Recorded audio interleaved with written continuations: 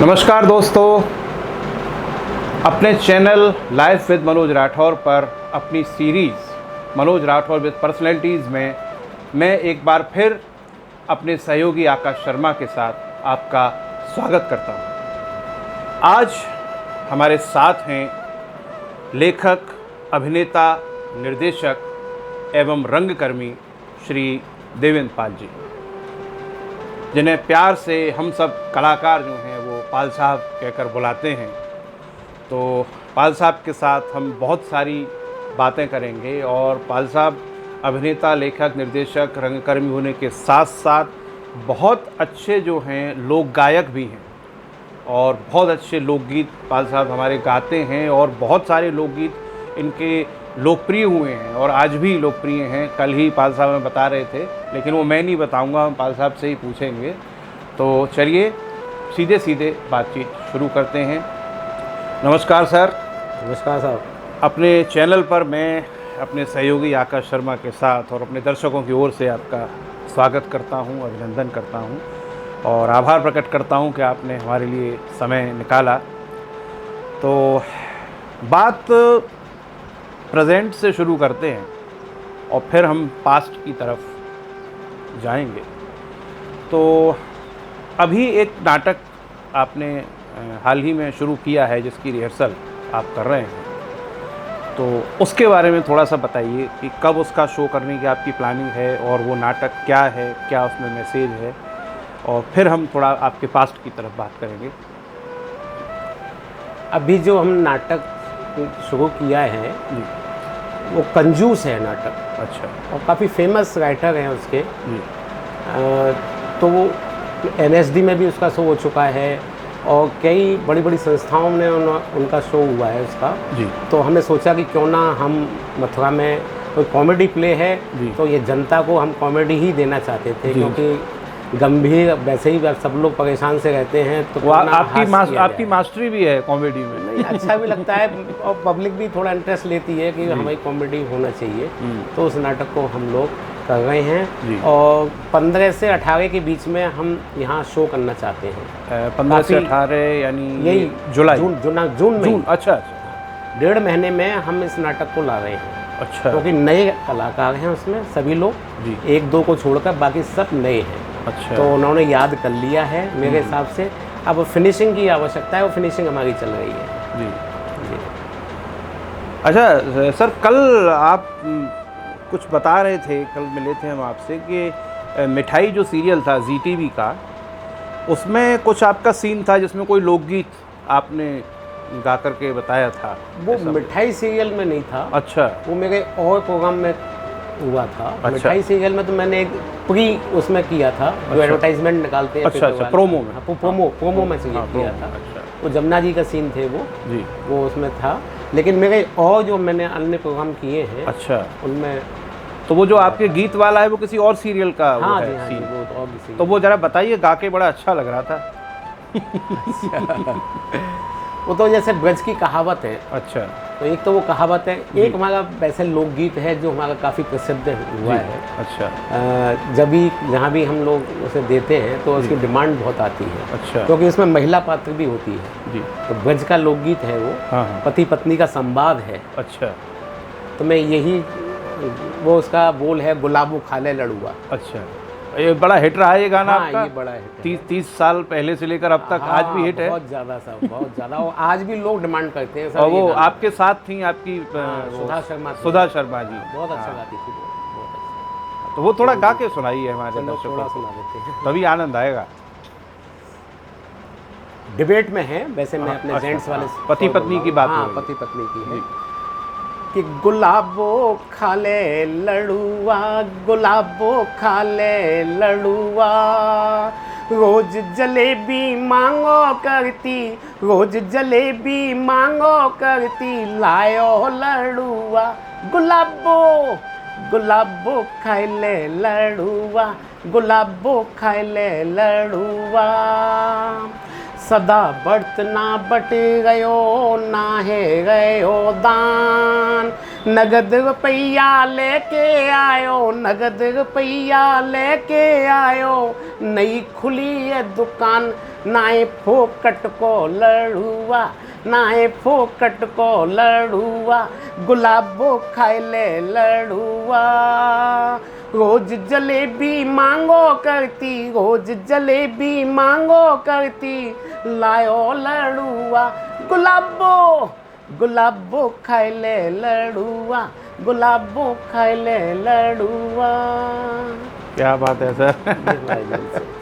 तो मैंने तो खैर बहुत आपके गीत सुने हैं, और आपके नाटकों में भी अक्सर कहीं ना कहीं लोकगीत कुछ ना कुछ ज़रूर, हाँ हाँ, आप ऐसी सिचुएशन निकालते हैं नाटक में स्पेशली कि कहीं ना कहीं लोकगीत उसमें आएगा। हाँ आता है। वो एक जैसे आपका नौटंकी शैली में भी हमने एक बाबूजी नाटक था, बाबूजी, हाँ बाबूजी में, हाँ, उसका कुछ उसमें बताइए। जो है नौटंकी शैली में मतलब वो हमारी सुधा शर्मा जो कलाकार थी वो भी नौटंकी शैली में गाती थी, और हम भी जो है नौटंकी शैली में, बाबूजी का कैरेक्टर था वो भी हमने नौटंकी शैली, बीच बीच में उसका अर्थ होता है। अच्छा। लेकिन नौटंकी शैली थी वो। तो अगर कुछ याद हो उसका एक आध कुछ भी, चौबोला, वैसे दोहा, अमर सिंह राठौर का वो था। अच्छा, अमर सिंह राठौर जो गाते हैं, देखो प्रयास करता हूँ जी कुछ जी करने बिल्कुल। का, कि दोनों भाई बहन और मुझे करें मजबूर,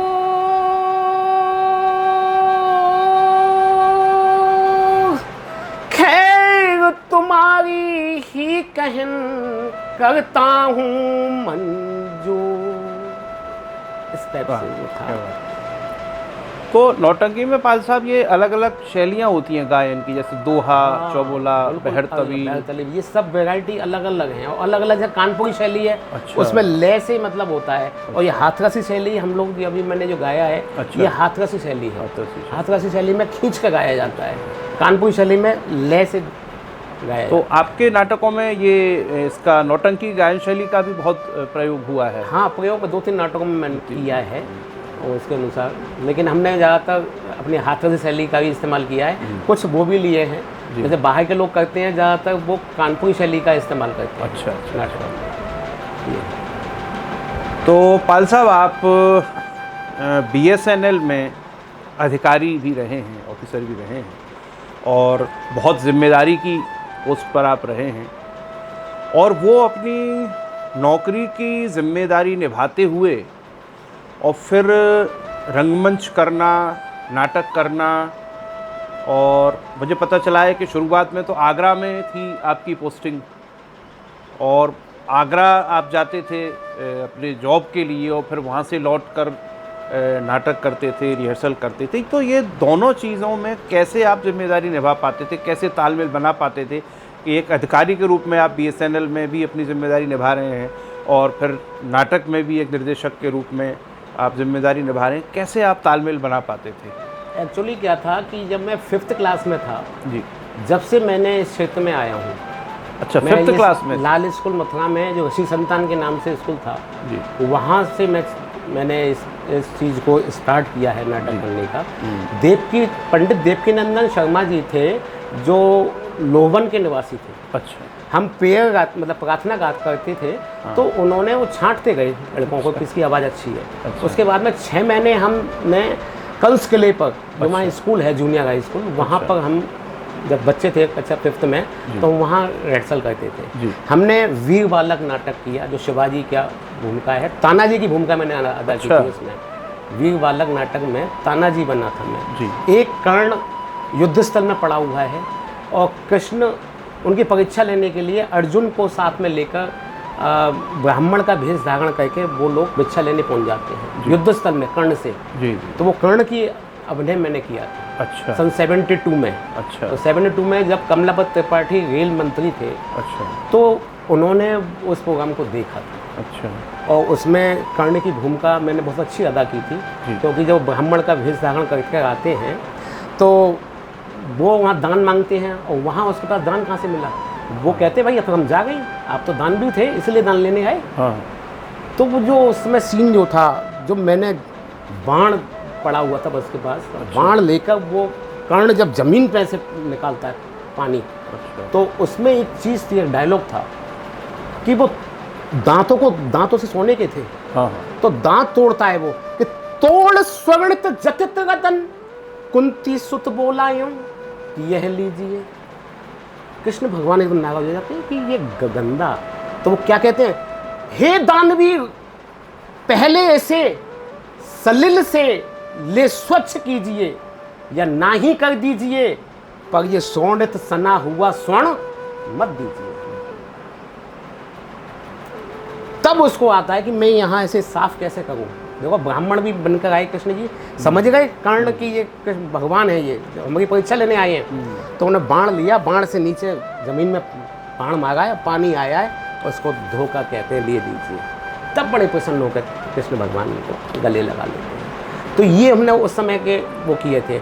उसके बाद में मैं 6 तो में, इसमें ये आपने कौन सा वाला किरदार किया था इस सीन में? इसमें तो मैं कर्ण बना था। कर्ण बने? कर्ण बना था मैं। और वीर बालक ने एक नाटक था, उसमें वीर बालक जो थे वो शिवाजी थे। शिवाजी बने थे। और उसमें तानाजी की भूमिका में अदा की थी। ये अलग अलग हम लोगों ने किया। फिर हमने वीर रस के गीत भी गाए। जैसे कि वो था हमारा गाना 10 लोग एक तरफ 10 लोग दूसरी तरफ। विश्व प्रेम की हरगिज हम जंजीर न तोड़ेंगे, पर किसी लुटेरे पर अपनी जागीर न छोड़ेंगे। कि हम दुनिया के मीत नहीं, दुनिया को दगा देंगे, और हम यारों के लिए जिगर का खून बहा देंगे। पर आंधी हो तो हम ऐसा तूफान मचा देंगे, और भारत के बलिदान गान दीवाने गा देंगे। वाह। ये इस टाइप के हमें वो गीत थे जो हमने काफ़ी सालों तक उसको गाया। 6 में, 7th में, 8th में। फिर हम तो आप 5th में पढ़ते थे, तब से आपकी शुरुआत हो गई, तब से इंटरेस्ट पैदा हो गया? जब से इंटरेस्ट पैदा हो गया, जब से मतलब जहाँ शाबाशी मिली हम बढ़ते गए। जहाँ हमको अप्रिशिएट किया गया कि अरे भाई तुम बहुत अच्छा कर रहे हो, तो हमारा थोड़ा बढ़ाव चलता गया। ऐसे ही फिर नेहरू युवा केंद्र में हमको एक प्रोग्राम देना पड़ा, शहर का पार्टी और गांव की पार्टी का। अच्छा। तो उसमें हम शहर की पार्टी में थे। अच्छा। और शहर की पार्टी में हमने वहाँ नाटक भी किया, जो हमने सीखा हुआ था वो नाटक किया। वो हवा महल उस समय आकाशवाणी में चलता था। हाँ, तो हमने हवा महल का 15 मिनट का एक नाटक, अच्छा, वो वहाँ नाटक हमने वहाँ जो हवा महल में आया था में आया। वो आपने मंच पर किया? हाँ, मंच पे किया। अच्छा। मंच के बाद में वो हवा महल में आया। अच्छा। तो वो पांडे जी थे पहले, उन्होंने वो जो एक्सपायर हो चुके हैं, पांडे जी। रमाशंकर पांडे। हाँ, नहीं, वो पांडे जी, उनके पिताजी, क्या नाम था उनका, जो आपके स्वास्थ्य में रहे थे। अच्छा। पांडे जी जो लड़का थे वो, हाँ, अनुराग पांडे, शायद रमाशंकर पांडे ही नाम है। ना, अच्छा, कुछ और है। तो पांडे जी थे, तो उन्होंने उस चीज़ को प्रमोट किया, क्योंकि वो भी वहाँ फैसला केंद्र में आते थे। अच्छा। तब हमारा और डेवलपमेंट होता गया, मानसिक रूप से हम जो है इस क्षेत्र में और बढ़ते गए। फिर हमारे लोकेंद्र कौशिक जी से ही मुलाकात हुई। लोकेंद्र कौशिक जी चलाते थे एक संस्था। अच्छा। एक बार उन्होंने अपनी मोनो एक्टिंग की और हमने वहाँ नाटक किया, तो वहाँ उनसे जुड़ाव हो गया। अच्छा। फिर उसके बाद में वहाँ भी नाटक किया हमने। अच्छा। उसके बाद में फिर हमने राष्ट्रीय थिएटर, वहाँ से हटकर राष्ट्रीय थिएटर बनाया। राष्ट्रीय थिएटर के बाद में हमने 87 में इप्टा का गठन, मतलब ली इप्टा की। अच्छा। इप्टा को लिया, और इप्टा के बाद में हम लगातार अब इप्टा से काम कर रहे हैं। अच्छा अच्छा। तो शुरुआत जब आप पढ़ते थे वहाँ से थोड़ी थोड़ी हुई, फिर आप रामनारायण अग्रवाल जी से मिले। हाँ हाँ। लोकेन्द्र कौशिक जी से मिले।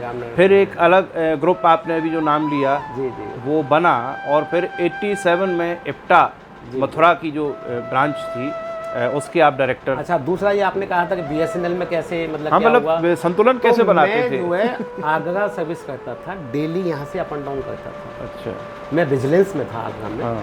तो टाइम पूरा देना पड़ता था मुझे वहाँ पर। हाँ। सुबह मॉर्निंग में 5:45 वाली गाड़ी से मैं जो है जाता था सीधा। अच्छा। आगरा स्टेशन पे, मथुरा स्टेशन से सीधा आगरा, आगरा से कैंट से सीधा अपने ऑफिस में। 9:30 से मेरी क्लास लगती थी, ऑफिस लगता था। 9:30 से 6 बजे तक मैं ऑफिस में रहता था। उसके बाद में मैं ताज एक्सप्रेस गाड़ी पकड़ता था और शाम को आता था। तो सीधा यहाँ पे मेरे पास साइकिल थी, सीधा मैं जो है अपने यमुना होटल जहाँ रिहर्सल होता था वहाँ हम जाते थे। चतुर्वेदी जी का जो था। चतुर्वेदी जी का, वहाँ रिहर्सल करने के बाद में हम सीधे जो है फिर 10 बजे घर में प्रवेश लेते थे। तो ये बड़ी तो थकान नहीं होती थी आपको? इंटरेस्ट जो था एक्चुअली क्या कि मैं ये सुबह 6 बजे से रात 10 बजे तक लगातार। कुछ लोग ऐसे होते हैं कि हम जॉब कर रहे हैं, हम समय नहीं दे पाएंगे। यदि उनका इंटरेस्ट है, मैं ये बात इस बार आपके माध्यम से ये कहना चाहता हूँ कि जी। कोई भी व्यक्ति यदि संकल्प ले ले कि मुझे ये करना है, जी। तो कोई मतलब रोक नहीं सकता, वो अपना समय दे सकता है। मैं यहाँ ऑफिस में भी रहा, मैंने अपने ऑफिस को ऑफिस का समय दिया, अपना जो समय था वो मैंने इस नाटक में दिया। और पाल साहब, इसमें एक तीसरी चीज़ और छूट गई कि परिवार, यानी आपको ऑफिस में भी समय देना, BSNL के भी काम, आपको नाटक से जुड़ी गतिविधियां भी करनी, और साथ ही साथ परिवार की भी सारी व्यवस्थाएं, सारी चीज़ें। बिल्कुल, देखो तो जब मैं तीनों में संतुलन बनाना। जब मैं स्टूडेंट था जी। तो मेरे माता पिता बहुत गालियाँ मुझे देते थे, बहुत डांटते थे, जो अक्सर हर कलाकार के साथ में होता है। बड़ी मैंने सुनता था, लेकिन जब मैंने जॉब पकड़ा और जॉब के बाद में मैं मतलब रात को 10 बजे भी आ गया हूँ, तब भी मुझे काफ़ी सुनना पड़ता था।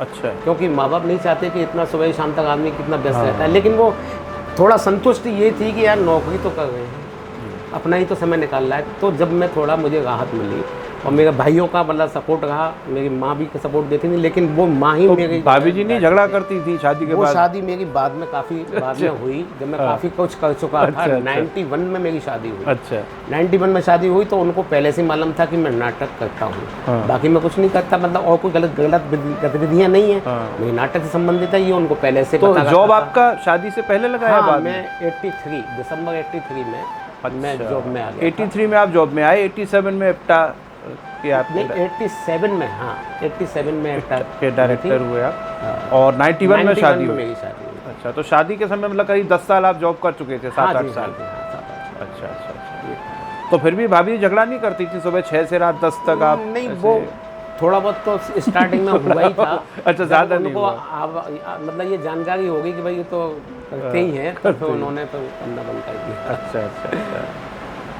तो पाल साहब, ये जैसे इप्टा 87 में आपने ज्वाइन किया जी, और तो योगेश जी तभी से इप्टा के अध्यक्ष हैं? 87 से? नहीं, और आप अध्यक्ष तो वो कमरगईस कुरैशी थे। अच्छा। और हमारे 1-2 लोग और भी रहे हैं। अच्छा। इसमें ये तो अभी मतलब 5-6 साल से हमारी संस्था में अध्यक्षता है। अच्छा, तो इप्टा के डायरेक्टर आप 87 से ही या? हाँ, मैंने यही काम किया 87 से? हाँ, क्योंकि मैं अच्छा अच्छा। मतलब सहकारी डिपार्टमेंट में भी था। अच्छा। तो मैंने कोई पद इसके अलावा कोई दूसरा लेने की कोशिश नहीं करी। अच्छा अच्छा। क्योंकि डायरेक्टर ऐसे पद था जो कोई वेतन नहीं, कोई अवैतनिक टाइप का, जैसे कि मुझे कोई प्रॉब्लम ना हो, तो इसलिए मैं डायरेक्टर पद पर ही रहा। तो पाल साहब, इप्टा मतलब हम तो ज़्यादा नहीं जानते, लेकिन इप्टा वैसे तो कम्युनिस्ट पार्टी से कुछ ऐसा ऑफिशियल उनका कनेक्शन नहीं है, लेकिन जो एक विचारधारा है साम्यवादी, समाजवादी, कि भाई समाज में आर्थिक समानता हो, और ये जो आर्थिक भेद है कि किसी के पास बहुत पैसा है, किसी के पास बिल्कुल खाने को नहीं है, ये डिफरेंस मिटे, तो कुछ इस तरह की ही विचारधारा इप्टा की है, और उसी को नाटक के माध्यम से। ऐसा है कि ये वैसे तो आप गवर्नमेंट में चले जाएंगे तो वहाँ भी संस्थाएं, जो राजनीतिक पार्टियों की जो हमारे यहाँ जो संगठन बनते हैं जी, सब सरकारी ऑफिस में उनका एफिलेटेड होते हैं। अच्छा। तो वही चीज़ें जब हम सांप्रदायिक सद्भाव की बात करते हैं, हिंदू मुस्लिम सिख ईसाई सब भाई भाई, तो वो हमारा एक सोच है उनका, लेकिन एफिलेटेड बहुत पहले से रहा है। एफिलेशन सबका रहता है, सभी सबका, बीजेपी का, कांग्रेस का, इन सबके एफिलेशन अपने अपने होते हैं। और सरकारी महकमे में या बिजली विभाग में आप देख लो, जितनी यूनियन है वो कहीं ना कहीं एफिलेटेड होते हैं, लेकिन यही नहीं कि वो उसी पे ही आधारित हों। हमारा अलग काम है, इप्टा का बिल्कुल अलग व्यवस्था है, उसमें हम लोग इन्वॉल्व, हम तो कोई मेंबर भी नहीं है किसी संस्थाओं में, जी मेंबर भी नहीं है, हमारे कलाकार हैं, ये बात है। लेकिन कहीं ना कहीं जो जैसे आपके नाटक होते हैं, तो उसमें कहीं ये कोशिश रहती है कि ये नाटक के माध्यम से संदेश समाज में पहुँचे कि ये आर्थिक असमानता कम होनी चाहिए, धन का ये जो भेद है, किसी पे बहुत पैसा है, किसी पे खाने को रोटी नहीं है, ये कम होना चाहिए, कहीं ना कहीं ये रहता है। ये जन समस्या है जी, हम जन समस्याओं को लेकर हम प्ले करते हैं और उसी का मैसेज देते हैं। जो हमारी समस्या है, आम व्यक्ति की जो समस्या है, वो यही समस्या है। हमें तो कोई पार्टी आ जाए, हमें तो यदि उसका अच्छा नहीं लगेगा, जनता की जो चाहेगी वो जनता के हिसाब से हम उसमें मोड़ देंगे अपने नाटक को। डायलॉग डिलीवरी जो होगी, जो हम लोग तय करेंगे, वो संस्थाओं के हिसाब से देखेंगे, पॉलिटिकल उस पर नहीं। मतलब जन समस्या हमारी क्या है, जनता के लोग क्या चाहते हैं, वो हम अपना सामने रखेंगे। और कहीं वो सिस्टम पर सरकार पर जहाँ जहाँ आपको कमियां दिखाई पड़ती हैं तो उन पर एक व्यंग भी रहता है नाटक के माध्यम तो से। कोई सरकार हो, जैसे सिंहासन खाली है आपने किया, तो वो तो नाटक ऑलरेडी लिखा हुआ लिखा है, हुआ जिसका था, है स्क्रिप्ट है, उसके अनुसार किया है हमने। तो कहीं ना कहीं व्यंग भी उसमें रहता है व्यंग होता सरकार है, पर, तो सत्ता पर। व्यंग तो हर नाटक में कहीं ना कहीं होता ही है, और हर एक के नाटक में होता है व्यंग, तो हम कर सकते हैं, कोई बात नहीं। तो सर आपने जैसे बीच में थोड़ी सी रामनारायण अग्रवाल जी के पास आप गए, फिर लोकनाथ कौशिक जी के पास, ब्रजकला केंद्र की स्थापना रामनारायण अग्रवाल जी ने की, थोड़ा सा उसके बारे में बताएं कि ब्रजकला केंद्र की स्थापना कैसे हुई और क्या उसका उद्देश्य था, क्या लक्ष्य था, जैसा आपने अनुभव किया हो। मैं तो एक्चुअली बाद में ही गया था, क्योंकि हमारे योगेश शर्मा जी हैं, वो पहले से उनमें अटैचमेंट था उनका। अच्छा। वो ही जाते गए हैं। मैं तो उसके बाद में जब वो लोग वहाँ जाने लगे तब मैं वहाँ पर जुड़ा, तो पूरी जानकारी ब्रजकला केंद्र की ये जरूरी थी कि हाँ भैया जी जो थे रामनारायण अग्रवाल जी, उन्होंने ही इसकी स्थापना की है, और वहीं उनके प्रोग्राम में मैं जाता रहा। ज़्यादा मुझे उनके बारे में पूरी डिटेल नहीं जानकारी। उनकी एक पुस्तक भी बड़ी चर्चित है, सांगीत, एक कोई उनकी लिखी हुई पुस्तक बड़ी चर्चित है। वो नौटंकी शैली के विद्वान व्यक्ति थे, हमारे ब्रज के विद्वान थे, और उनको आज भी सब लोग याद करते हैं। उस ज़माने में भी जब वो जिंदा थे तो हिंदुस्तान में काफ़ी जगह वो लोग जाते थे अपनी लोक संस्कृति के लिए, ब्रज की संस्कृति का प्रदर्शन करने के लिए, उनके बारे में बताने के लिए जाते थे। तो अब सर थोड़ा सा वैसे तो बात आपसे जुड़ी ही है, नाटक से जुड़ी, लेकिन थोड़ी सी अलग भी है कि नाटक में एक बहुत बड़ी शक्ति होती है समाज को बदलने की। मेरा कुछ ऐसा वो नहीं है किसी को क्रिटिसाइज करना उद्देश्य, लेकिन सफदर हाशमी पर मेरा एक ध्यान जाता है एक ख़ास वजह से कि वो एक अलग विषय है कि सफदर आदमी को नुक्कड़ नाटक करते समय उनको मारा गया।